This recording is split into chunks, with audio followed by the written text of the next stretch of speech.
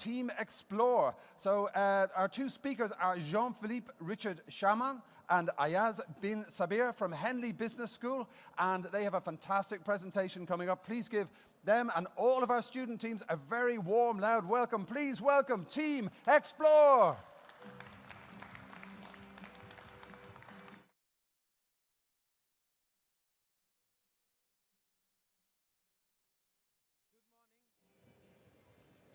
Good morning and welcome everyone, and thank you for coming to listen to us. I am Ayaz bin Sabir. And I'm Jean-Philippe Richard-Charman. We're both MBA graduates from Henley Business School, and together we're Team xplr, pronounced Explore. Why Explore? Because together we've explored many different challenges, and today we present to you the Builder. Looking at how AI can be used to detect and prevent fraud in instant payments, and also linking to enhancing the experiences between banking services and their clients. First off, I want to start off with a little story, a recent experience I had. I booked my hotel room as well as my flight tickets to South Africa. With all that information there, saying booking it from the UK, going to South Africa, all that information would mean that I'd be in South Africa for a specific period of time. However, upon arriving and upon using my card in South Africa, my card was blocked. I'm sure that this story resonates with many of you here, or that you know someone to whom that this has happened to. Whether it's your card being blocked, a misinterpretation of fraud, or an actual fraudulent transaction, all of these are linked to instant financial services. So how do these instant payments work? And for the purpose of this presentation, we are using European Instant Payment System, which is known as TIPS and also known as Target Instant Payment Settlement Process. So I know a lot of you here would know how this works, but for those who doesn't know how it works, we have simplified this process. So for this, we'll be using P2B transaction. Therefore, I'll be sending money to JP. I, being the originator, originate the transaction through my bank, which goes to TIP, and which TIPS validates and reserve the amount, and then send confirmation to JP's bank for confirmation. Once receiving the confirmation from JP's bank, it settles the transaction and revert the message to both banks that the transaction has been submitted. It looks easy and without errors, doesn't it? But it is not in reality. We have identified 3 key risk areas in this process. So let's see what are those 3 key areas. Number 1, I might not be the originator. My card has been stolen and somebody else might be conducting the transaction through my card. Number 2, and the most important one, the detection risk. TIPS at the moment doesn't do any kind of fraudulent behavior verification. And not to forget the fact that the participating banks are responsible to carrying out fraudulent behavior research, verification on the transactions. So there's a high risk that banks, at first, are unable to detect whether the fraud is taking place or not, and then TIPS not being able to verify at all whether they comply with AMLs or not.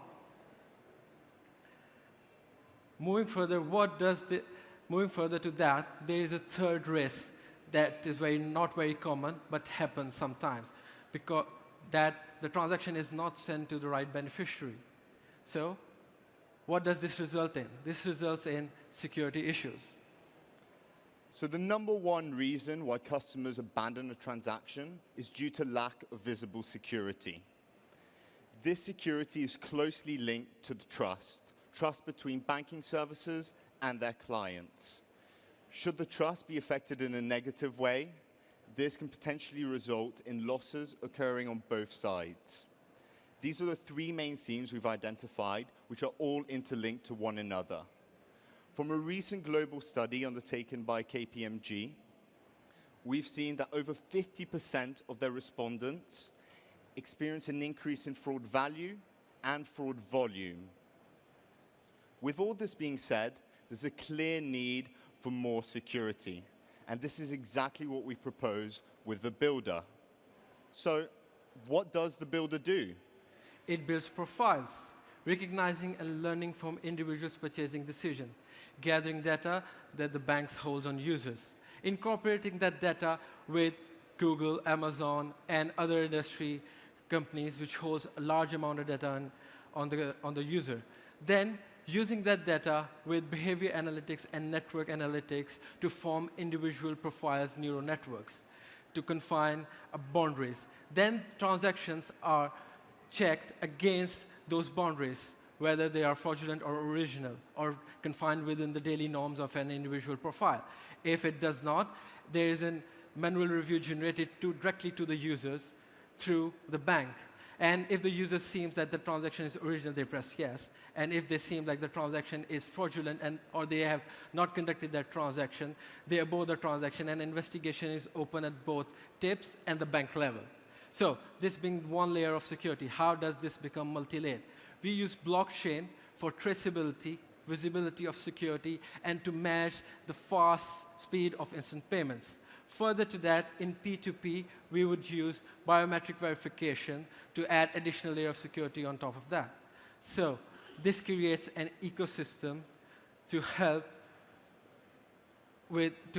to fight the three main risk areas we identified earlier. So identity theft or card being stolen, detection risk, and further, if the transaction is sent to wrong beneficiary. So JP, tell us about how the current status of the three main themes. Thank you very much, Ayaz.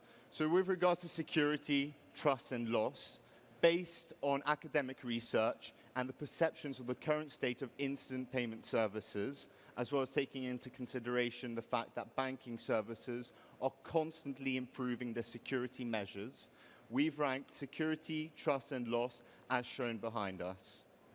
However, with the introduction of the Builder, this is what we expect to happen: a significant increase in security through the multi-layered security system that the Builder offers, a significant rise in trust through the visibility of the security, and we expect loss to significantly decrease over time as well. And it just doesn't stop there. It provides additional applications for banks and its users, such as better customer experience, better personalized products for customers, and it creates an ecosystem for banking sector which will help usher the banking sector into the new world of open banking. So with that, we would like to leave you with a thought. No social stability without individual stability. This is what we believe in, and this is what the Builder does. It focuses on the individual, ensuring that the individual is secure, having a secure experience and a stable experience. Combining all these individual profiles together, we can then achieve social stability. We're Team Explore. I'm Jean-Philippe Richard-Charman. I am Ayaz bin Sabir. And thank you very much for attending today, listening to us pitch. And we'd also like to thank Swift Institute for inviting us here today. Thank you. Great stuff. Team Explore, JP and Ayaz. What a fantastic double act. Very smooth changeovers, great visuals, a very impressive standard from all of our speakers already.